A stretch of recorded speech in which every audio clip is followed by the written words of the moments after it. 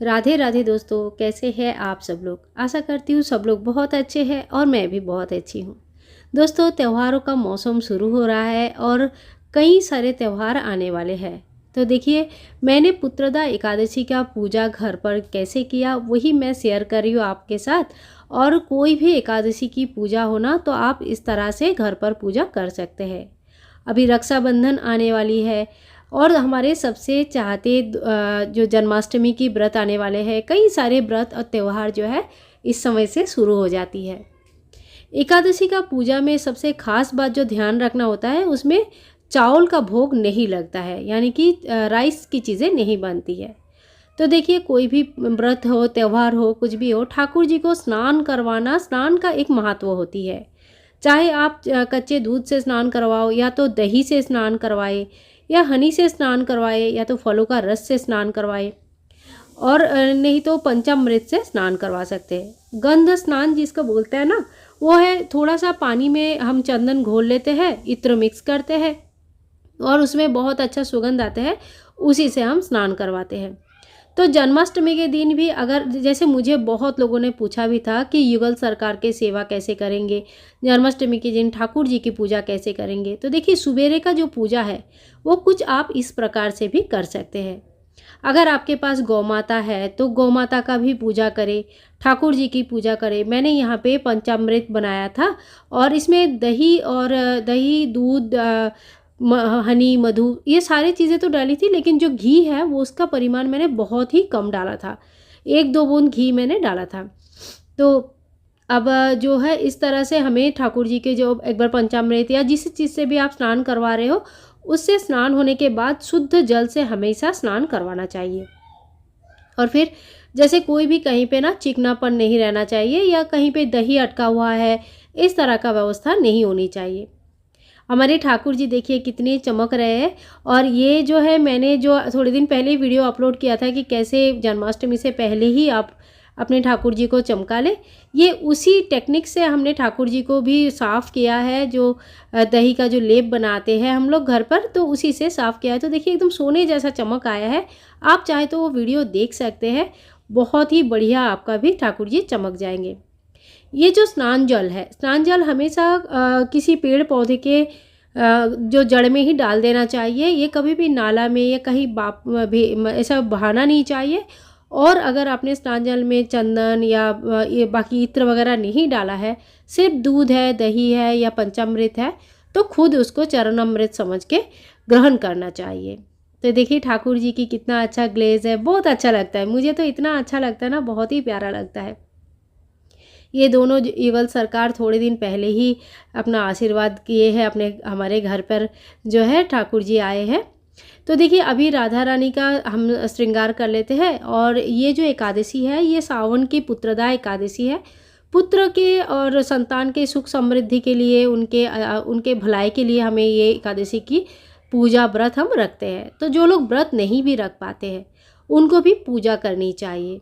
पूजा कैसे होती है, जैसे सेवा करते हैं हम ठाकुर जी का, राधा रानी का बढ़िया सा श्रृंगार करते हैं, उनके साथ बैठ के थोड़ा सा समय बिताते हैं, उनको अच्छे से अपने हाथों से सजाते हैं। तो देखिए, आपको अगर मंत्र नहीं भी आता है तो भी आप ठाकुर जी को बैठ के जो सेवा करते हैं ना, वो भी ठाकुर जी को बड़ा अच्छा लगता है। हमारे कान्हा तो भाव के भूखे हैं। अब इनको आप बहुत सारा 56 भोग बनाओ या माखन मिश्री का ही भोग लगाओ, बस दिल से कौन सा लगाया गया है वही मैटर करता है। तो देखिए, सावन है करके मैं थोड़ा सा ग्रीन का टच रखा है। जो ड्रेसेस है उनको मैंने ग्रीन का थोड़ा सा टच है उसमें। और हमारे छोटे लल्ला को जो है हम ब्लू और जो येलो का कॉम्बिनेशन है, उस कलर कॉम्बिनेशन में ड्रेस पहना रही हूँ। तो कान्हा जी को ड्रेस पहना देंगे, देखो बहुत ही। और ये दोनों ड्रेस जो है ना, मैंने कैलकाटा से ऑर्डर किया था। सब लोग ड्रेस के बारे में पूछते हैं, तो मेरे सारे ड्रेसेस अलग अलग जगह से है।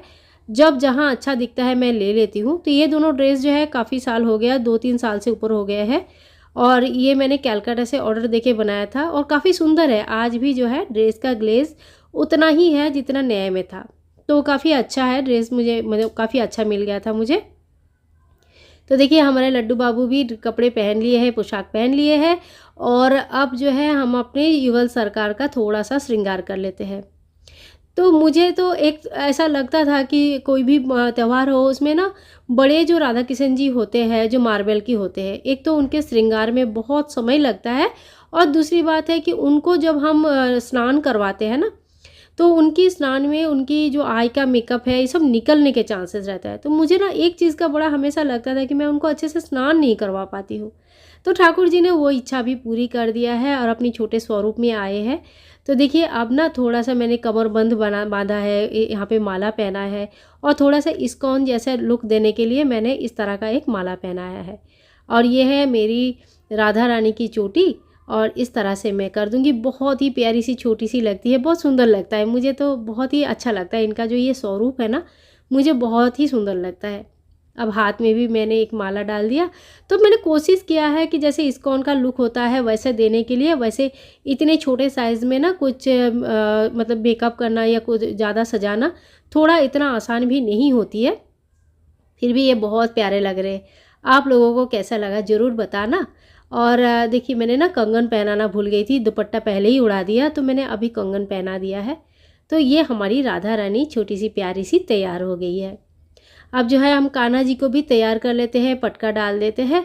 और ये कान्हा जी को जो ड्रेस आती है ना, 4 इंच के ड्रेस आती है। तो हमारे जो लक्ष्मी नारायण जी हैं उनको भी 4 इंच का ही ड्रेस आता है। तो इसीलिए जो लक्ष्मी नारायण जी के ड्रेसेस है वो बड़ी आसानी से इनको आ जाती है। मैं शुरू में सोच रही थी कि इनके ड्रेसेस अभी कम है, क्या पहनाऊँ क्या नहीं पहनाऊँ करके। मैंने लड्डू गोपाल जी की भी ड्रेसेस पहनाया था कई बार। तो अब मुझे समझ में आया कि दोनों को एक ही साइज़ जब आ रही है, मैंने एक बार ट्राई किया तो हाँ बिल्कुल सही आ रहा है और ये हमारे लक्ष्मी नारायण जी का ही ड्रेसेस है। तो मैंने फिर उनको वही ड्रेस पहनाया, बड़ा अच्छा लगा मुझे। आप लोगों को भी अच्छा लग रहा होगा। तो देखिए हमारे कान्हा जी बांसुरी भी ले लिया है। अब जो है इनको मैंने सोचा था कि एक ग्रीन कलर का इनको पगड़ी पहनाऊँगी तो ग्रीन का टच ज़्यादा होगा, परंतु इस साइज़ का मिल नहीं पाया तो मैं इनको रेड कलर का मैचिंग करके एक पगड़ी पहनाया है। तो दोनों का श्रृंगार लगभग हो गया है, राधा रानी की और कान्हा जी की। अब जो है हमारे लड्डू बाबू तो इंतज़ार कर रहे थे कि कब इनका श्रृंगार हो जाए तो हमारे लड्डू बाबू श्रृंगार करेंगे। आप सभी को पता है कि हम लड्डू बाबू को ना बहुत ज़्यादा श्रृंगार नहीं करते हैं। वो छोटा सा प्यारा सा है और टुकुर-टुकुर कैमरा देखता रहता है। इतना मुस्कुराते रहते हैं ना, बड़ा अच्छा लगता है। मैं जब उनको कैमरे में देखती हूँ ना, तो उनका मुस्कुराहट ही दिखाई देता है मुझे तो खाली। तो मुझे बड़ा अच्छा लगता है। तो देखिए वो भी फटाफट एक माला पहना है, एक मुकुट पहने और तैयार हो गए एकदम से जल्दी-जल्दी। और यहाँ पे मैंने एक छोटी सी तुलसी रखा है। एकादशी के दिन बड़ा पेड़ लाके हमेशा पूजा करना थोड़ा मुश्किल होता है, तो इसीलिए मैंने छोटे में एक तुलसी लगा के रखा है, जिसको मैं एकादशी के दिन मंदिर में लाके पूजा कर लेती हूँ। तो साथ साथ में मेरी पूजा भी हो जाती है। धूप दीप जब दिखाती हूँ तो तुलसी माँ का भी पूजा हो जाती है। याद रखें एकादशी के दिन ना तुलसी का स्पेशल पूजा होती है, तो तुलसी माँ का पूजा जरूर करें। घर में सुख समृद्धि के लिए, घर में किसी भी प्रकार का वास्तु दोष के लिए आप तुलसी माँ का पूजा जरूर करें। घर में कोई भी विपत्ति जो है तुलसी माँ टाल देती है। तो देखिए इसमें मैंने जो है मक्खन बनाया था सुबह सुबह। तो सबसे पहले मैंने ठाकुर जी को भोग लगाया था, उसके बाद ये मक्खन जो है ठाकुर जी को भोग लगाने के बाद ही जो बाकी लोग ग्रहण करते हैं। तो यहाँ पे देखिए मैंने एकादशी का दिन है, इसीलिए मैंने फल का भोग लगाया है। आम है और यहाँ पे नाशपाती है। तो जो एकादशी का दिन होता है उसमें मैं ज़्यादा से ज़्यादा कोशिश करती हूँ कि फल का ही भोग लगाऊँ। वैसे आप चाहे तो आटे से बना हुआ चीज़ों का भोग लगा सकते हैं। ठाकुर जी को खाली चावल का भोग कहीं कहीं लगता है, सब जगह तो नहीं लगती है, लेकिन अवॉइड करें चावल का भोग लगाना। और देखिए इस तरह से हम थोड़ा सा फूल चढ़ा देंगे भगवान को और भोग चढ़ाएंगे। तो इस तरह से पंचोपचार पूजा बोलते हैं इसमें, जिसमें धूप दीप नैवेद्य पुष्प और सुगंधी रहता है। सुगंधी यानी कि जिसको सेंट इत्र बोला जाता है, परफ्यूम बोला जाता है। तो ठाकुर जी को ना परफ्यूम भी बड़ा पसंद है। अब तुलसी माँ को भी थोड़ा सा मैंने फूल चढ़ा दिया, थोड़ा सा जो कुमकुम लगा दिया। राधा रानी को भी थोड़ा सा कुमकुम लगा दिया। और हमारी जो छोटा सा लल्ला बैठे हैं और भगवान कन्हैया है, तो दोनों को हम लगाएंगे थोड़ी सी चंदन। तो ये गीला चंदन कहीं कहीं बड़ा काला दाग करता है, तो मेरा वाला तो करता नहीं है, लेकिन मैं आपको रेकमेंड करूँगी कि गीला चंदन अगर वृंदावन से मैंने लिया था तो वो बिल्कुल काला नहीं करता है। लेकिन कहीं कहीं से लोग है ना, तो कभी कभी देखा जाता है कि गीला चंदन लगाने से काला दाग होता है, तो थोड़ा सा अवॉइड कर ले। आप चाहे तो कन्हैया का पहले हाथ में कहीं लगा के देख ले कि दाग आ रहा है कि नहीं। उसके बाद ही आप सीधा मतलब कपाल पे लगाइए। तो देखिए मैंने थोड़ा सा इत्र भी लगाया, बड़ा अच्छा खुशबू आ रही है, बहुत अच्छा लग रहा है। तो इसी तरह से कोई भी एकादशी का जो पूजा है वो आप घर में बहुत ही आसान तरीके से कर सकते हैं। इसी तरह से आप राखी पूर्णिमा के दिन भी पूजा कर सकते हैं और पूजा के बाद जो है ठाकुर जी की हाथ में आप राखी भी बांध सकते हैं, राम राखी बांध सकते हैं या तो फिर कलावा बांध सकते हैं। तो दोस्तों कैसे लगा वीडियो ज़रूर बताना, अच्छा लगा है तो लाइक करें, शेयर करें और चैनल को सब्सक्राइब करना बिल्कुल ना भूलें। मिलते हैं नेक्स्ट वीडियो में, तब तक के लिए राधे राधे।